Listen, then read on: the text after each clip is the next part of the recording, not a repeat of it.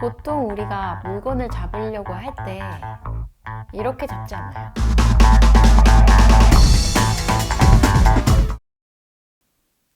이건 뭔가 놓칠 것 같다는 생각이 드는 거예요. 그러다 보니까 어딘가 힘이 들어가거나 부적절한 모양이 나오죠. 엄지가 이렇게 펴진다거나. 두 번째, 활을 보면 여기 이 아래쪽에만 네모난 게 있어요. 얘가 무거워요. 그러다 보니까 활이 이렇게 흔들린단 말이에요. 활을 좀 써보려고 하는데 밸런스 막 흔들리니까 또 놓칠 것 같아서 힘을 주고 잡게 돼요. 어딘가 잡게 돼요. 그러면 또 이런 모양 나오는 거예요. 이런 모양이 나왔다는 거는 아까 이렇게 잡는 거와 똑같은 거예요. 왜? 왜 똑같을까요? 제가 이렇게 한번 써봤어요. 이렇게 잡고.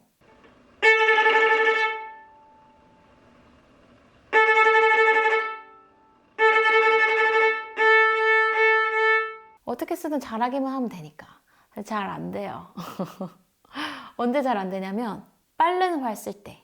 노크를 한다고 생각해 봅시다. 노크를 할 때 똑똑똑 손목으로 하면 팔 전체를 쓰지 않아도 손목만 할 수 있으니까 빨리 할 수 있게 돼요. 근데 손목을 못 쓴다고 생각하고 노크를 해볼까요? 지금 한번 해보세요. 힘이 어디까지 들어가요? 여기 어깨까지 들어가요. 여기 팔 다. 그러다 보니까 상대적으로 빨리 노크를 할 수 없죠.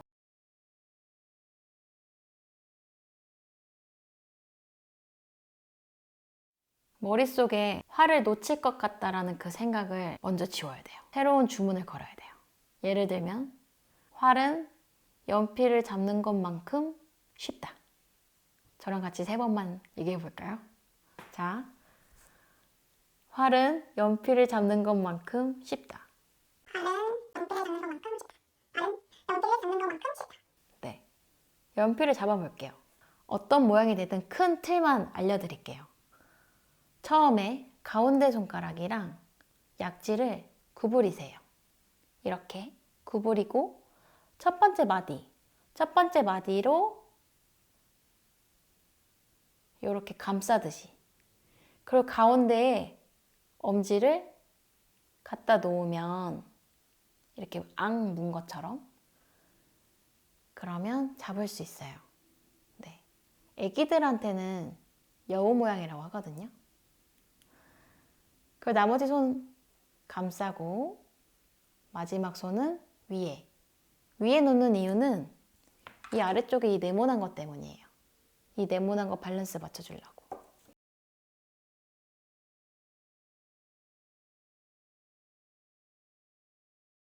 다시 감싸고 첫 번째 바디에 활 넣고 가운데에다가 이 2가지 손 가운데에다가 엄지 넣고 검지 놓고 새끼손가락 얹고. 자, 이 모양 그대로 활에다가 해볼까요? 엄지 자리는 여기 사이인 거는 확실하니까 그걸 기준으로 가운데 손가락 약지를 구부려서 첫 번째 마디에다가 감싸듯이 활을 대어요. 그리고 엄지 넣고, 그러면 자연스럽게 하얀색 쪽에 검지가 갈 수 있어요. 그리고 새끼손가락은 위에. 이거 잡으실 때 항상 왼쪽 손이 바이올린 들지 말고 활을 먼저 잡고 계셔야 돼요. 자, 다시 감싸고 가운데 엄지, 그리고 검지, 새끼손가락. 자, 여기서 제일 중요한 게, 제가 지금 무의식적으로 하고 있긴 한데 조금 더 과장을 해보면 손목을 아래쪽으로 비트는 거예요. 다시. 보통은 이런 모양이 될 거란 말이죠. 여기서 손목을 아래쪽으로 비틀어요. 손목을 아래로 이렇게. 그러면 자연스럽게 팔꿈치도 올라가게 돼요. 네. 근데 인위적으로 팔꿈치를 올리려고 하면 어깨도 같이 올라가거든요. 어깨 상관없고 활 모양을 거울을 보고 한번 같이 해보세요. 이렇게 보시고 하시면 안 돼요. 이렇게 보시고 하면 이미 또 다 손이 막 움직이거든요. 자, 거울 앞에 보고 내 손 보고 손목을 아래로 비튼다. 그럼 손 모양이 약간 이제 활대에 이렇게 기댄 모습이에요. 이렇게 있다가 이렇게 기대서 쓰는 거예요. 이렇게. 그럼 활털도 조금 더 밀착이 되겠죠. 이거는 검지가 힘을 줘서 밀착되는 소리랑 달라요. 네, 팔 무게가 실리는 거기 때문에 더 건강하고 진득한 소리가 납니다. 그래서 활대 위에 이렇게 기대서 쓰는 거예요. 손목으로. 팔이 아니라. 최대한을 잡으면 팔이 움직이고 최소한을 잡으면 손목을 쓸 수 있습니다. 활잡기 끝. 활쓰기입니다. 활쓰기는 제가 자신 있게 말할 수 있는 이유 중에 하나가 제가 활을 잘 못 썼어요. 제가 20살 때 한국에 귀국을 했는데 그때 공식적으로 활동하시는 분은 아니어서 유명한 분은 아니셨지만 굉장한 실력가셨어요. 어제까지만 해도 선생님 이름 부르고 막 이렇게 하이 세진 이러면서 외국에서는 조금 더 이렇게 수평적인 관계잖아요. 되게 프렌들리하고 갑자기 한국식 스타일로 선생님한테 배우니까 한국식 스타일은 조금 무서워요. 강압적이고 그때 제 마음은 쿠쿠다스였는데 그 강압적인 레슨에 제가 주눅이 들어가지고 더 이해를 잘 못했던 것 같아요. 선생님이 이렇게 활쓰기를 정말 잘 가르쳐 주셨는데 제가 이해를 못하고 막 버벅대니까 맨날 팔꿈치 맞고 그러면 이제 막 상처 받고 한강 가서 맨날 울고 나는 바이올린을 왜 할까? 재능이 없는 것 같다. 막 이러면서 우울한 날들이었죠. 결국에는 그때 이해를 못했어요. 그래서 혼나다 끝났는데 제가 이제 어느 순간 연주를 하는데 엄지가 이렇게 빠지는 거예요. 한 번 빠지니까 무서워서 활을 못 잡겠더라고요. 계속 빠질 것 같고 그러다 보니까 저도 또 놓칠 것 같으니까 어딘가 힘이 들어가고 그러니까 또 잘 못 쓰고 그래서 연구를 했죠. 어떻게 하면 잘 쓸까? 잘 쓰는 사람들 막 잘 보고 쟤는 어떻게 잡았을까? 쟤는 여기서 어떻게 썼을까? 저 선생님은 어떻게 썼을까? 관찰도 하고 연구도 하고 또 많이 연습도 해보고 그러다 보니까 어느 순간 제가 알고 있는 것들이 하나로 통합되는 날이 오더라고요. 그러고 나서 그때 그분이 설명해 주고 싶으셨던 게 이게 아닐까 하는 생각이 들어서 지금은 그때보다 훨씬 많이 나아져서 쓸 수 있게 됐어요. 그럼 어떻게 하면 한 번에 빡! 네. 한강에서 눈물 흘리지 않고 시행착오 없이 바로 할 수 있을까 고민을 많이 했는데 들어보세요. 바이올린을 빵이라고 생각하세요. 이렇게 식빵. 이런 빵 모양. 보이세요? 빵이 여기 있는 거예요, 이제. 빵이 여기 있어요. 그리고 바이올린은 칼. 길고 얇은 칼. 활털은 칼날. 우리가 종이에 이렇게 쓱 하면 손 베이잖아요. 여기라고 생각하시고 오른쪽 모서리. 여기 빵이 있고 오른쪽 모서리로 종이처럼 쓱 베는 거예요. 다시 쓱 베면 우리가 일반적으로 빵을 자를 때도 이렇게 그냥 눌러서 자르면 빵 모양이 다 뭉개지면서 잘라지잖아요. 근데 이렇게 칼 끝으로 이렇게 쓱 그으면 바로 모양이 흐트러지지 않는 채로 거기에 이렇게 베어진단 말이에요. 그거랑 똑같아요. 소리가 뭉개지지 않으려면 처음부터 쓰면 안 돼요. 처음부터 쓰면 활은 무겁기 때문에 찌지직 소리가 난단 말이에요. 그렇기 때문에 여기 칼날 끝으로 벤다고 생각하고 슥 정말 슥 베는 거예요. 그리고 베자마자 조금 베었다고 생각이 되면 활 안쪽 가운데로 써서 최대한 많은 활털을 쓰는 거죠. 왜? 활털이 많이 닿으면 소리가 잘 나요. 간단하죠.